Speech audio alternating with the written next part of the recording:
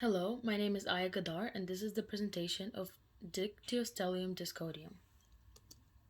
So first, classification. The domain is Eukarya, the kingdom is Protista, and the phylum is Amoebozoa. The class is Dictyostelidae, the order is Dictyostelida, and the family is Dictyostelidae. The genus is Dictyostelium, and the species is D. discoideum.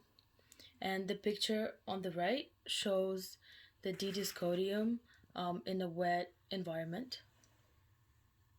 For the range and habitat, they're usually found in a wide range of soil habitats, basically Arctic and tropical regions, deserts and rainforests. The map on the right showcases where they are found in the world, and mostly they're found in leaf litter. And the graph on the right shows the correlation between the number of species and the latitude of where they're found. So basically, the higher the latitude, the more species found there, as you can see on the map. So the life cycle is quite different and kind of complicated. Basically, goes through several hours. Basically, through a 24-hour period. At 0 hours, the spores start growing. By 6 hours, they are fully grown, and 6 to 10 hours, aggregation stage happens, and the spore take a starfish-like form. They are sea slugs, so they go through from a regular spore form to a small growth, and then aggregation, they look like a sea star, and then to a mound finger-like structure and a slug. And basically at the end they form a fruiting body that we saw on the first slide. So by the 24-hour period, the fruiting body is formed. The life cycle, there are four stages, which are the vegetative stage, aggregation stage, migration stage, and culmination stage. Uh, you can see on the right, this is basically a 24-hour stage, and it showcases every stage through the hour. And on the vegetative stage, they divide by meiosis, and that's when they feed on bacteria. The aggregation stage, the cell stream towards the aggregation center basically comes closer to the center, and the migration stage is when the cells compete and have conflict. And the culmination stage is basically the ending stage when the vacuoles enlarge and they lift the prospore cells. The reproduction, they usually produce it asexually, but they could also produce sexually, even though it's more rare. In order for reproduction to occur, it needs to be really dark and wet. So if you imagine slugs being in rainforest or anywhere that's pretty much wet, and at night they start reproducing, and the cells divide. And MAT-A is a gene that basically stains it, and they fuse in the process of aggregation, where we talked about in the last slide, and they form a big zygote, and then it releases CAMP in order to attract other cells. It later engulfs the remaining cells in the aggregate, so basically, phagocytosis is what occurs. Ecology. So there's not a lot known about their ecology, but they are slime molds, and they have been studied for a very long time. But they undergo starvation, which is what's very different about them. And due to their environments, they don't interact with many other organisms, since many other organisms don't really live in the same environment as Didyscodium.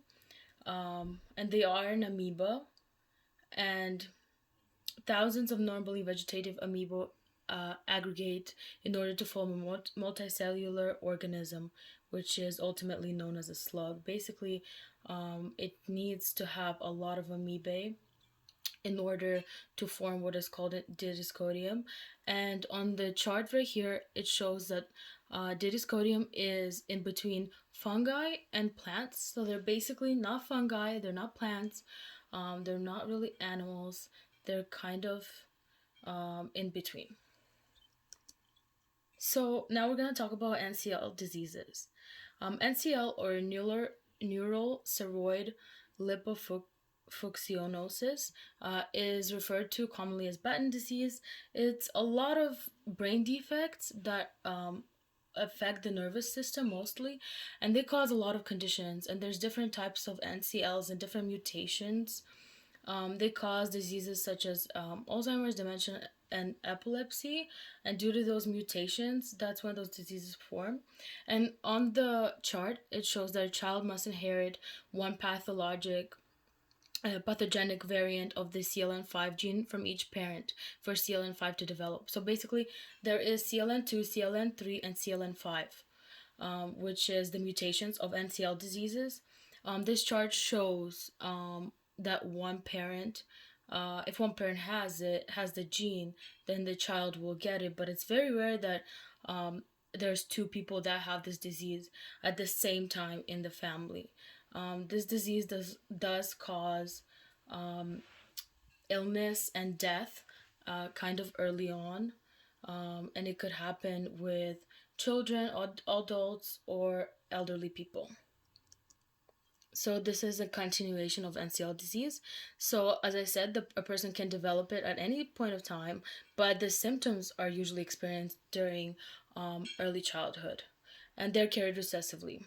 And there are three types of mutations. There are actually many types, but the ones that are pertinent to the discoideum are CNL2, CNL3, and CNL5. Each type affects the person differently. CNL2 occurs in infants, and it basically causes epilepsy, difficulty in movement, seizures, or different type of disease close to epilepsy. And this is the mutation that causes it. So now we're going to talk about NCL proteins and D-discoideum. So NCL proteins are a nucleopolar protein found in growing eukaryotic cells in NCL diseases. Various genetic templates were used to study the function of NCLs. So the organism is a model template to study human and biomedical diseases is D-discoideum. So basically, the reason it is used to study those diseases and has helped a lot of people is because it's so similar to human. The cells are so similar to human, and on the picture on the bottom, you can see that the model of TPP1 that functions in discoideum is very similar to human, and they encode 6 proteins and are similar to TPP1 slash CLN2 in humans. So the chart on the left shows that total TPP1 activity and TPP1C, TPP1D, TPP1E are close in discoideum and then also in humans, which is why they're used to study NCL proteins and in turn NCL diseases or disorders. So now we're going to talk more about the CLN2 disease. So human TTP1, which is tripeptyl peptidase 1, they cause an NCL type called CLN2 in infants, which we talked about earlier. And it inhabits 6 genes that encode, which share surprising similarity with human TP1 genes. And basically on the bottom, you can see a healthy cell and then a CLN2 cell, and the orange stripes are TPP1 enzymes. And on the right, the blue wiggles are the storage material, and it's all located in the lysosome. So there's a big difference. CLN2 disease causes a really harsh illness that totally changes your cells and makes you ill. So now we're going to talk about CLN3 and CLN5 diseases. So basically, they're usually the most common subtype of NCL diseases causes a juvenile form of NCL3. And discoideum is also used to study this type of disease because CLN3 encodes 438 amino acid proteins, and the CLN3 gene for discoideum encodes 421 amino acid proteins. So they're very similar, and they can be used to study both the human and the discoideum together because they have a similar amount of CLN3 genes. So CLN3 and CLN5 diseases, the only way basically to study them that was recently founded is the discoideum. because it's one of the only eukaryotes that has a homologue of a human CLN5 gene. So there were studies showed in discoideum that showed the first evidence of human CLN5 having glycoside hydrolase activity. And it's important because the secretion of CLN5 in discoideum was consistent with observations in certain mammalian models of this disease. Basically, in mammals, it was found very similar for the CLN5 gene, which they haven't really figured out how to study exactly and haven't found any way to resolve this disease. Whereas the CLN5 and CLN3 and CLN2, there has been already breakthroughs with the discoideum. But the good part of this is that in certain mammalian models, we're able to show the same genes, and we can figure out how to resolve the CLN5 disease.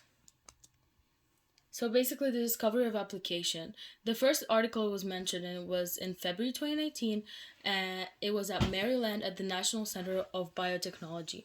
And the article was written by Megan D. McLaren, Sabarisan Matharavarajaha, and Robert G. Hubert. And that's when the published article mentioned the connection between the human genome and the genome of Didascodium. And on the right, you can see the picture with all the names. And this is how it helps them. So basically, it is able to recognize molecular targets for therapies, and it studies the effects of latest drugs in multicellular organisms. So by using discoideum, we can enhance our understanding of the mechanisms that recognize forms of neurodegeneration.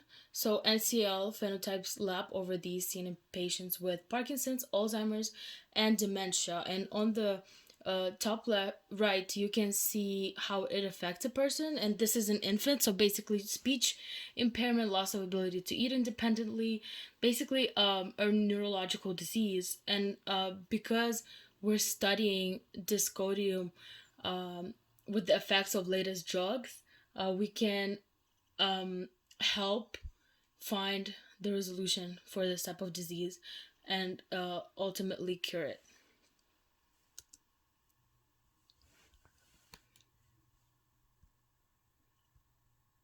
So why is it important?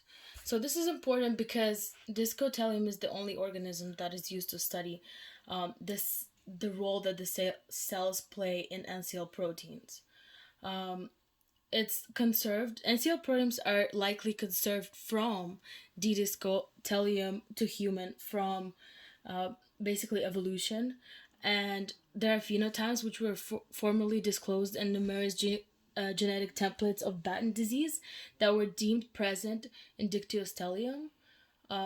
And work done to dictyostelium has revealed unknown functions for the NCL proteins. So basically, because they were working on finding the difference between human and discostellium, they revealed functions for the same proteins that are found in humans, and they compared them together.